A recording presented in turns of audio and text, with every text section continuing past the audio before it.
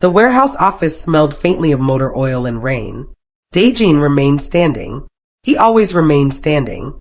It kept conversations short. Vanessa stood 3 feet in front of his desk, cap pulled low, damp strands of hair clinging to her cheeks. 2 of Daejin's men lingered near the door, silent and watchful, their presence less about force and more about certainty. No one left this room misunderstood. You've made 3 deliveries this week to businesses under my protection, Daejin said, voice calm, almost conversational. Each time, inventory went missing. He didn't raise his tone. He didn't need to. Vanessa swallowed but held his gaze. Her eyes were red, but not from fear alone. There was exhaustion there. Calculation.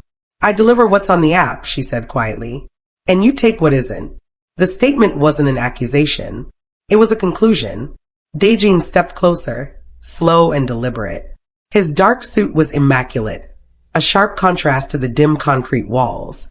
The faint ink of his neck tattoo curved just above his collar, a reminder that he did not start at the top. He built his way there. I reviewed the footage, he continued. You lingered at the counter longer than necessary. You positioned your bag, strategically. You exited through the side corridor instead of the main door.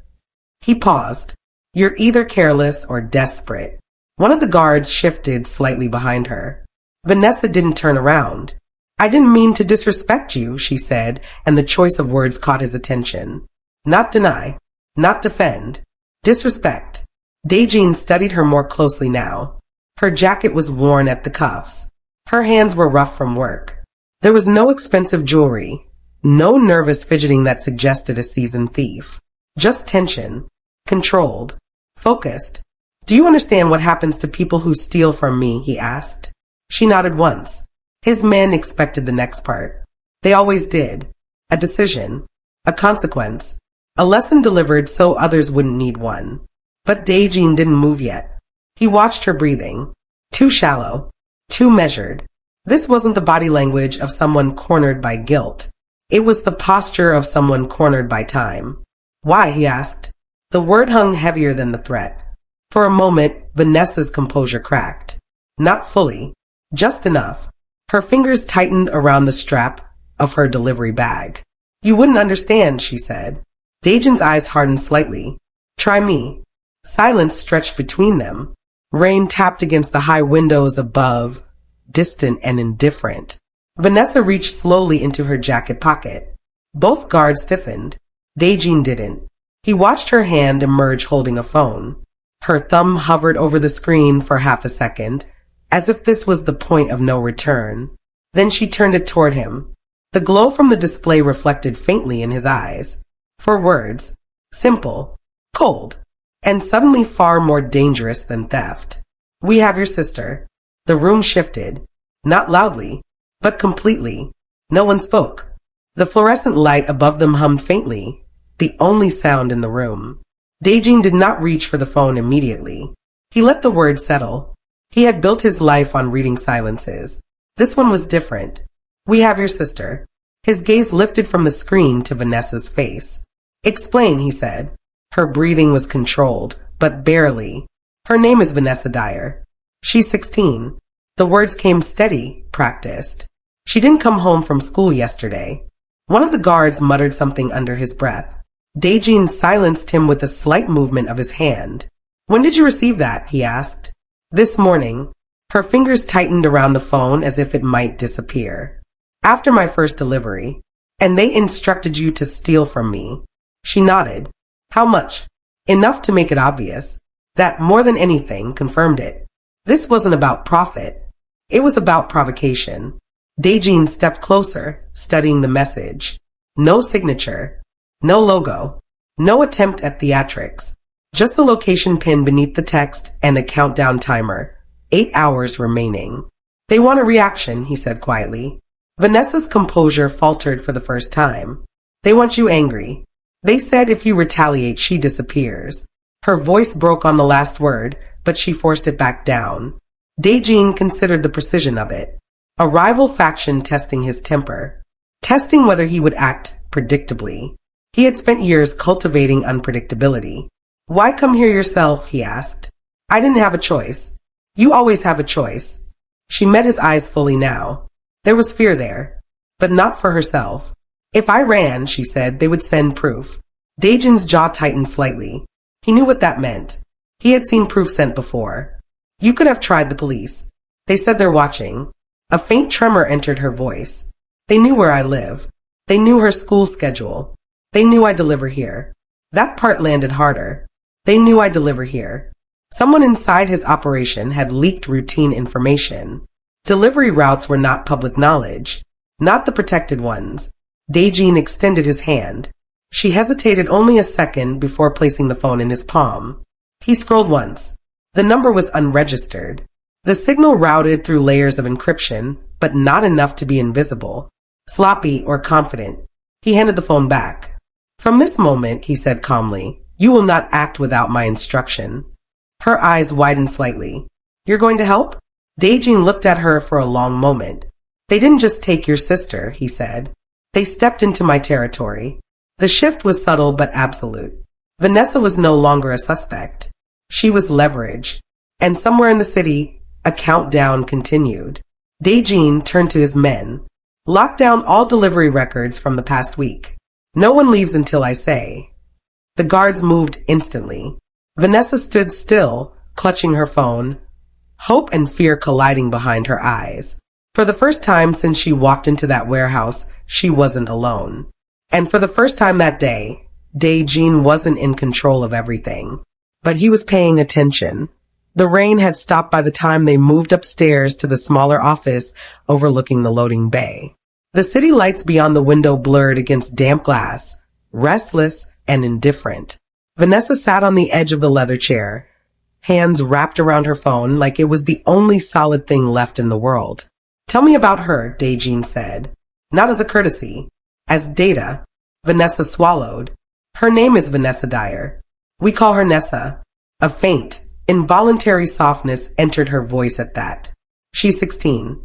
She hates math but pretends she doesn't. She wants to study graphic design. She draws on everything. Notebooks, napkins, the back of receipts. Daejin watched her carefully. People lied in details. She wasn't. She walks home from school, he asked. Most days. I work afternoons. I usually meet her halfway. Her jaw tightened. Yesterday I couldn't. Why? Double shifts. He let that sit. Who else knows your schedule? He asked. No one. Then she corrected herself. I mean no one important. Daejin's gaze sharpened. She looked down at her hands. Our landlord. The manager at the delivery hub. The dispatcher. Anyone who sees me log in. Routine. Patterns. Predictable movement. He had built his empire by exploiting exactly that. How long have you been raising her? He asked. Vanessa blinked. Since she was 10. Their parents had died in a traffic accident 6 years earlier. A driver who fell asleep at the wheel. Insurance that barely covered the funeral. Vanessa had been 18. Legally an adult. Emotionally not even close. I deferred university, she said quietly. Got the delivery job. It was supposed to be temporary. Daejin leaned back slightly, absorbing the structure of it. 2 sisters alone. One working herself thin. One still young enough to believe safety was automatic. Has she ever been in trouble? He asked. No, the answer was immediate. She's careful. Too careful. Boyfriends. She's 16, Vanessa snapped, then immediately looked regretful. Sorry. Daejin didn't react. Friends, he continued. A few. School mostly. She comes straight home. Straight home.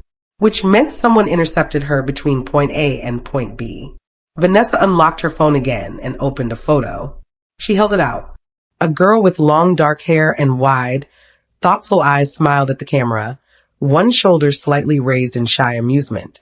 There was paint on her fingers. She thinks I worry too much, Vanessa said softly. She says I act like I'm 50. Daejin studied the image longer than necessary. The kidnappers had not selected randomly. They had chosen leverage that would guarantee compliance. She doesn't know anything about this world, Vanessa continued. About you. That's good, he said. Her eyes flicked up. Good. Yes. Because innocence had weight. And weight shifted outcomes. Vanessa lowered the phone slowly. They sent a second message, she said. Daejin's attention sharpened. What did it say? Her voice thinned but did not break. Next instruction soon. Do not involve him. Him. Daejin's mouth curved almost imperceptibly. They already involved me, he said. Outside, a truck engine roared to life in the loading bay below. Inside the office, something quieter hardened into place. This was no longer about a stolen shipment. It was about a girl who drew on receipts and believed her sister worried too much, and the men who thought that made her disposable. Daejin stood by the window long after Vanessa finished speaking. Below, the loading bay moved with mechanical rhythm. Crates lifted, engines idled. Men followed instructions without hesitation. Order, structure, predictability. Someone had reached into that structure and pulled a single thread. They don't want money, he said at last. Vanessa looked up. Then what? A response. He turned back toward her, expression composed but colder now. If this were about ransom, they would have named a price. If it were personal, they would have contacted you privately and kept me out of it. His eyes narrowed slightly. Instead, they told you not to involve me. Her fingers tightened around her phone. So they knew you would. The realization settled heavily between them. Daejin moved to his desk and pressed a button on the intercom. Give me the delivery logs for the last 10 days, all protected routes, and the security feed from the south corridor. Yes, boss. He released the button and looked at Vanessa again. They wanted you caught, he said. She shook her head. No, they wanted me to steal. They wanted me to notice. Her silence confirmed she understood. Daejin walked slowly around the desk, thinking aloud now. You steal small amounts. Enough to irritate, not enough to cripple. I summon you. You show me the message. I react. And if you retaliate, she asked, they hurt your sister. And if you don't, he met her eyes. They make me look weak. That was the real calculation. A rival faction testing whether Daejin was predictable. Testing whether he would explode publicly, send men into the streets, create visible chaos, or whether he would hesitate. Either choice had consequences. They're watching, Vanessa said quietly. Yes. How? Through someone who believes I won't suspect them. He didn't say it with anger. He said it with certainty. An internal leak. Delivery routes. Timing. Vanessa's schedule intersecting with protected businesses. Too precise to be coincidence. They chose you carefully, he continued. Young. Overworked. Responsible for someone else. Easy to pressure. Vanessa stiffened. I'm not easy. A faint flicker of something unreadable passed through his eyes. Not amusement. Not quite approval. No, he agreed. You're not. The intercom buzzed again. A guard entered, placing a tablet on the desk. South Corridor feed, the guard said.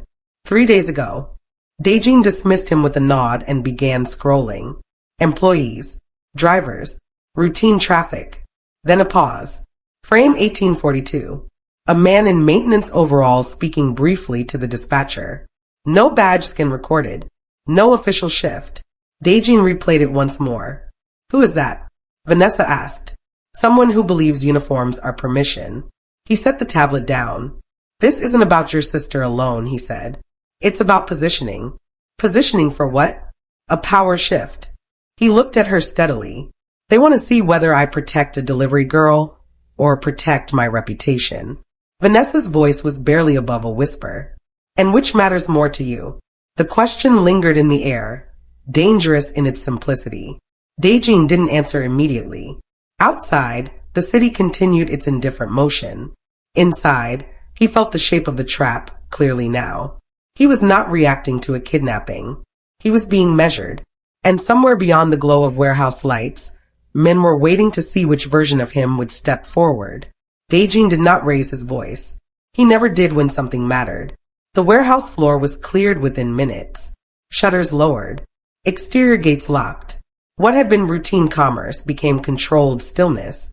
Vanessa remained in the office, seated but alert, watching him move through quiet commands like a man rearranging pieces on a board only he fully understood. Pull badge access for maintenance contractors, he instructed. Cross-check against payroll. Phones vibrated. Keys tapped. No one asked why. He studied the paused security frame again. the man in overalls, posture too relaxed for someone entering restricted space. Not hurried, not nervous, confident. Confidence suggested permission. Zoom, Daejin said. The image sharpened slightly. A name patch was visible but blurred by motion. Not enough to read. Enhance and isolate, he continued. The technician worked in silence. Vanessa leaned forward. You think he took her? No, Daejin replied. I think he told someone when you would be alone. Her breath caught. Kidnappings require timing, he went on. Timing requires information. Information comes from proximity. The enhanced still finally resolved enough to reveal partial lettering. Kim. A common name. Almost useless. Daejin shifted tactics. Dispatch records, he said. Who assigned her routes this week? Another tablet was brought forward. Vanessa's delivery schedule appeared in neat digital columns. Standard zones. Nothing irregular until the last 3 days. A reroute. 2 protected businesses added unexpectedly. Who authorized this change? Daejin asked. The operations manager hesitated only a fraction too long. It came through internal override, the man said carefully. Level 2 clearance. Level 2 clearance required supervisory approval. Daejin's gaze lifted slowly. Which supervisor? Silence tightened the room. Miho Park signed the override, the manager answered at last. Miho. Efficient. Quiet. With the organization 5 years. Handled logistics. Rarely spoke unless spoken to. Daejin's expression did not shift, but something colder settled behind it. Where is he now? He asked. At the East facility. Bring him. No urgency. No threat. Just inevitability. Vanessa watched the men move quickly, purposefully. You think he's behind it? She asked. Not behind it, Daejin said. Connected to it. He turned back to the screen and rewound the footage again. The maintenance worker and Miho crossed paths briefly in the corridor. A half-second exchange. Too brief for conversation. Long enough for recognition. They don't recruit the powerful, Daejin said softly. They recruit the overlooked. Vanessa absorbed that quietly. The office door opened 20 minutes later. Miho entered, composed but pale. He bowed slightly, eyes lowered in practiced respect. You called, sir? Daejin studied him in silence. You rerouted a delivery driver this week, he said evenly. Yes. Temporary adjustment. For what reason? Efficiency. Whose efficiency? Miho hesitated. That was enough. The room felt smaller suddenly. Suspicion no longer hovered. It had shape, and it was standing directly in front of him. Miho did not last long under silence. Daejin did not threaten him. He did not strike him. He simply removed every excuse. You authorized the reroute without consulting operations, Daejin said evenly. You accessed restricted corridor footage twice, and you were seen speaking to a contractor not on payroll. Miho's composure thinned. Sweat gathered at his temple. I was approached, he admitted quietly. They said it was harmless. Just a route adjustment. I didn't know about a kidnapping. Names, Daejin said. Miho swallowed. I don't have them. They contacted me through a private channel. They said they only needed predictable timing. Predictable timing. Daejin believed him about one thing. Miho hadn't understood the scale. He had been useful, not informed. You will remain here, Daejin said calmly. You will not use your phone. You will think carefully about every detail you remember. Miho nodded, relief and fear colliding behind his eyes. When the door closed, Daejin turned to Vanessa. They positioned you where I would see you, he said. They wanted confrontation. And they got it, she replied quietly. Yes. The difference was they did not control what followed. Daejin moved to the desk and pulled up the location pin attached to the original message. An abandoned textile factory near the river. Industrial. Secluded. High sight lines. They expect surveillance, he said. They expect retaliation. So what do we do? Vanessa asked. He looked at her fully now, not as a suspect, not as leverage. As an asset. You know your sister's habits, he said. Her fears. Her strengths. Vanessa straightened slightly. She doesn't panic easily. She freezes first. Then she thinks. Good, he murmured. He rotated the tablet toward her. If they allow contact again, You will respond exactly as instructed. No deviation. No emotion. She hesitated. You want me to keep playing along? Yes. And if they hurt her? His gaze sharpened, not in anger, but in calculation. They won't. Not yet. She is leverage. Damaging leverage reduces its value. Vanessa's jaw tightened, but she nodded. You're very calm, she said after a moment. I am deciding, he replied. She studied him. Why help me? The question lingered, simple but dangerous. Daejin considered answering with strategy, territory, reputation, power balance. Instead, he said, because they chose you to send me a message. And I prefer choosing my own. The faintest shift passed between them then. Not trust. Not yet. Alignment. He slid a second phone across the desk toward her. Unregistered, he said. Only this number connects to me. Her fingers brushed the device cautiously. You're keeping me close, she observed. Yes. As protection, as partnership. The word surprised both of them. Outside, engines started again in the loading bay. Inside, something quieter solidified. Daejin issued new instructions through the intercom. Reassignments, silent surveillance, vehicles positioned without insignia. Vanessa stood beside him now instead of across from him. Not accused, not dismissed, watching the same screen. Somewhere in the city, a countdown continued. But now it was ticking for someone else, too. The abandoned textile factory smelled of rust and river water. Daejin arrived without insignia, without convoy, without noise. 2 vehicles. No headlights until the final turn. Precision over presence. Vanessa sat in the passenger seat beside him, phone resting in her lap, unread message glowing on the screen. Come alone. No retaliation. Midnight. Midnight had come. You remember what to do, Daejin said quietly. She nodded. Don't look for you. Don't react. Correct. Across the cracked concrete yard, a single floodlight snapped on. 3 figures emerged from the warehouse entrance. 2 masked. 1 unmasked. The unmasked man smiled like he believed he understood the board. Boss Daejin, he called out smoothly. Didn't expect you to bring the delivery girl yourself. Daejin stepped forward, hands visible, posture relaxed. You took something that doesn't belong to you, he said evenly. The man laughed. Is that so? I thought she worked for you now. Vanessa stiffened slightly, but held her position. A metal door creaked open behind the rival's men. Vanessa Dyer was pushed forward into the light.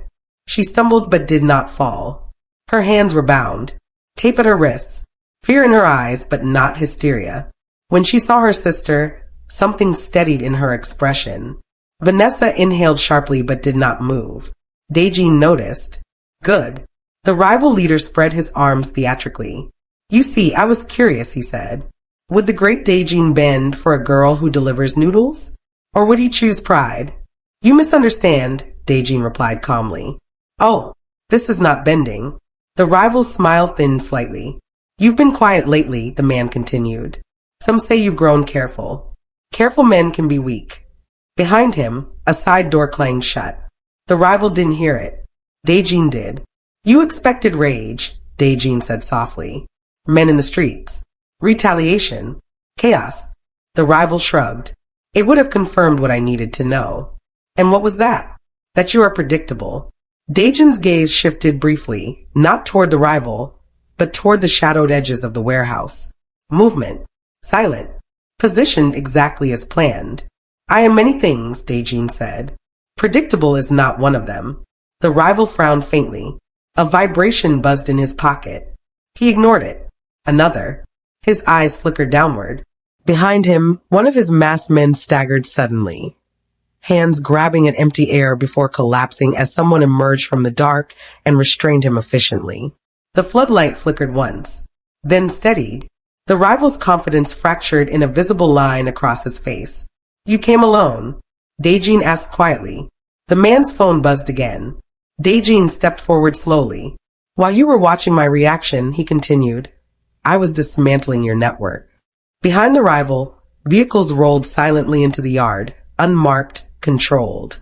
Vanessa Dyer was released abruptly as the second masked man found himself disarmed in seconds. The rival staggered back. You can't. I can, Daejin interrupted calmly. Vanessa ran to her sister, cutting the tape from her wrists with shaking hands. Daejin stopped 3 feet from the rival leader. You believe compassion would weaken me, he said. It clarified me. The rival swallowed hard. Daejin did not raise his voice. He did not strike him. He simply turned away. Take him, he said. Behind him, Vanessa held her sister tightly, relief breaking through in quiet sobs. The exchange had ended, not in chaos, in precision, and every man who had come to test him now understood exactly what they had miscalculated. The rival leader was brought to his knees, not dragged. Daejin preferred composure. The floodlight cast long shadows across the cracked concrete as his men secured the remaining exits. No shouting, no spectacle, just clean execution. Vanessa stood a few feet away, holding her sister close. Vanessa Dyer trembled slightly but kept her head upright, eyes flicking between Daejin and the man who had ordered her taken. The rival tried to recover his voice. You think this ends it, he spat. You make one move and... One move. Daejin interrupted softly. He crouched down to eye level, adjusting the cuff of his jacket with measured calm.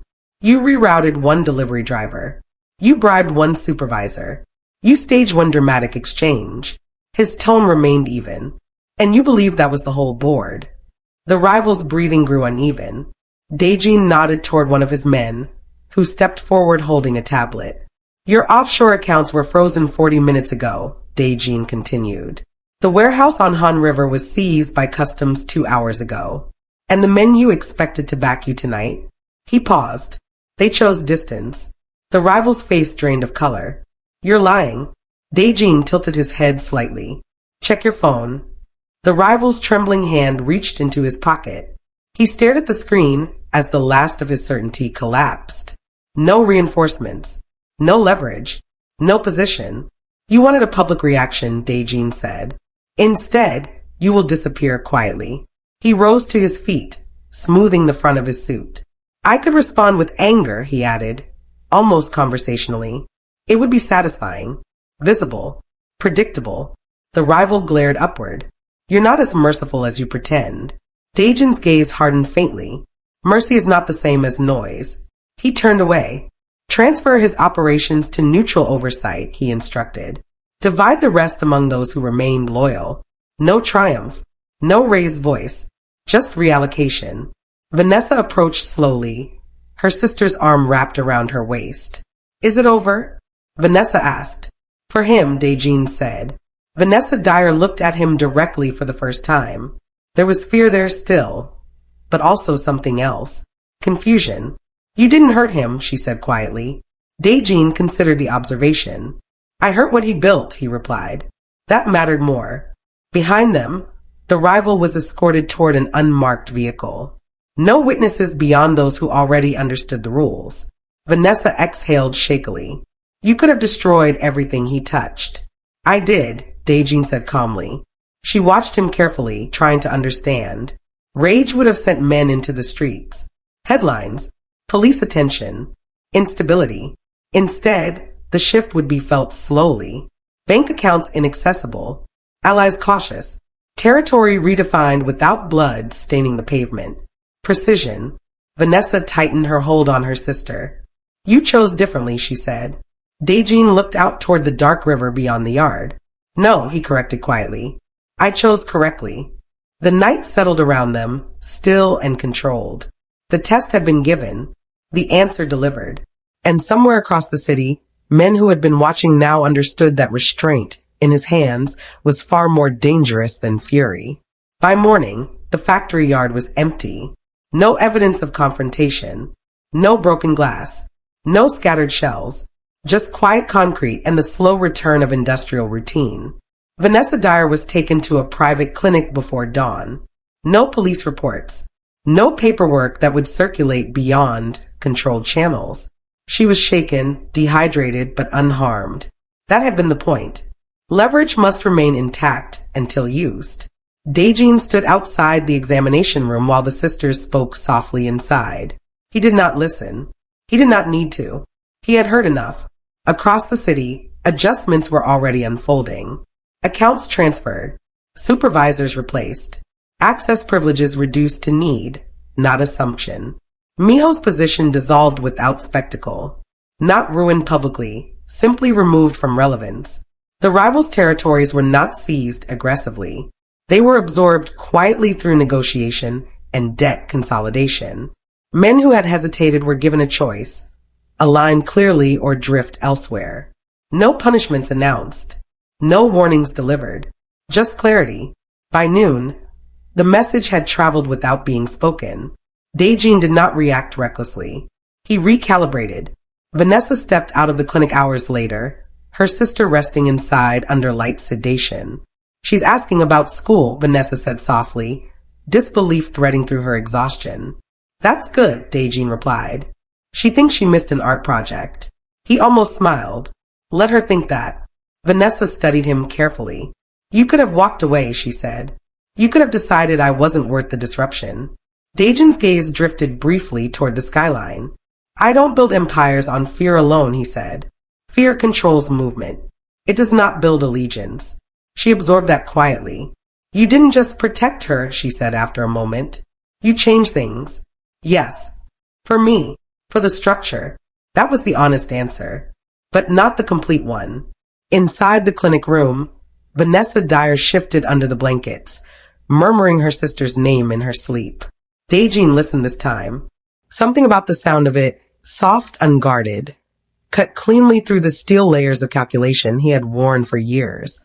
Power, he realized, was not in visible retaliation. It was in determining what remained standing when the noise stopped. He turned back to Vanessa. Your routes will be reassigned, he said. You will not work alone again. She stiffened slightly. I don't want charity. It's not charity, he replied evenly. It's integration. She searched his expression for hidden terms. There are none, he said. Across the street, one of his vehicles idled quietly, waiting. Men watched not because they feared him, but because they now understood something different. He did not protect randomly. He protected deliberately. And that made loyalty heavier than intimidation ever had. Vanessa nodded slowly. Thank you, she said.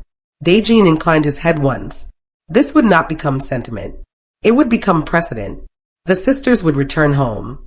The organization would function more efficiently than before. And somewhere in rooms where rivals once whispered about his temper, a new calculation would take shape. He was not softer. He was sharper. And this time, the loyalty would not be borrowed through fear. It would be chosen.